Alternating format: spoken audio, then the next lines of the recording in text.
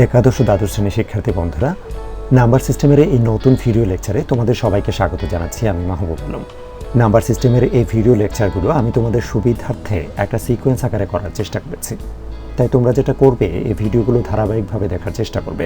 মূল লেকচারে যাওয়ার আগে বলে নিচ্ছি, তোমরা যারা আমার চ্যানেলে নতুন এসেছো, please hit the subscriber button. আর যারা অলরেডি সাবস্ক্রাইব করেছো, থ্যাংক ইউ সো মাচ।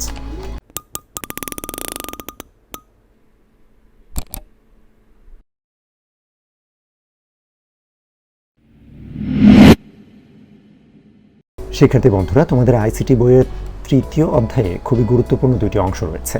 প্রথম অংশটির নাম হচ্ছে সংখ্যা পদ্ধতি বা নাম্বার সিস্টেম, আর দ্বিতীয় অংশটির নাম হচ্ছে ডিজিটাল ডিভাইস বা লজিক গেট।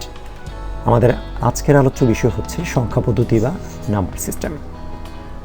সংখ্যা পদ্ধতি বা নাম্বার সিস্টেমের শুরুতেই আমাদের যে বিষয়গুলো সম্পর্কে ক্লিয়ার কনসেপ্ট থাকতে হবে তা হলো সংখ্যা পদ্ধতি বা নাম্বার সিস্টেম কি, ডিজিট বা অঙ্ক কি, সংখ্যা বা নাম্বার কি। তাহলে চলো এই তিনটি বিষয় সম্পর্কে একটু জেনে নেওয়া যাক।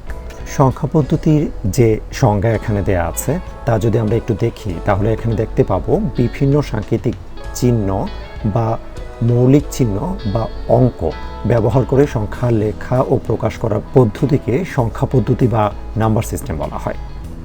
সংখ্যা পদ্ধতির সাহায্যে সহজেই সংখ্যা গণনা ও প্রকাশ করা যায়। এই বিষয়টাকে আমরা যদি আরেকটু সহজ করে পড়ি, তাহলে বিষয়টা এমন দাঁড়ায়, আমরা আমাদের দৈনন্দিন জীবনে নানা রকমের হিসাব নিকাশ করার জন্য যেভাবে কোনো কিছু গণনা ও প্রকাশ করে থাকি, সেই প্রক্রিয়াকেই সংখ্যা পদ্ধতি বলা হয়। যেমন আমি যদি একটি সংখ্যা লিখি 126, তাহলে এই সংখ্যাটিতে আমরা তিনটি মৌলিক চিহ্ন ব্যবহার করেছি। প্রথম মৌলিক চিহ্নটি হচ্ছে 1, দ্বিতীয় মৌলিক চিহ্নটি হচ্ছে 2, আর তৃতীয় মৌলিক চিহ্নটি হচ্ছে 6। এই তিনটি মৌলিক চিহ্ন একসাথে বসে একটা সংখ্যা তৈরি করেছে, যেটাকে বলা হচ্ছে 126। আর এটার মাধ্যমে এইভাবেই আমরা কোনো কিছু গণনা বা প্রকাশ করে থাকি। এখানেই আমরা ডিজিট বা অঙ্কের একটা ধারণা পেয়েছি। ডিজিট বা অঙ্ক কোনো সংখ্যা পদ্ধতি লিখে প্রকাশ করার জন্য যে সমস্ত মৌলিক চিহ্ন বা সাংকেতিক চিহ্ন ব্যবহার করা হয় তাকে ডিজিট বা অঙ্ক বলা হয়।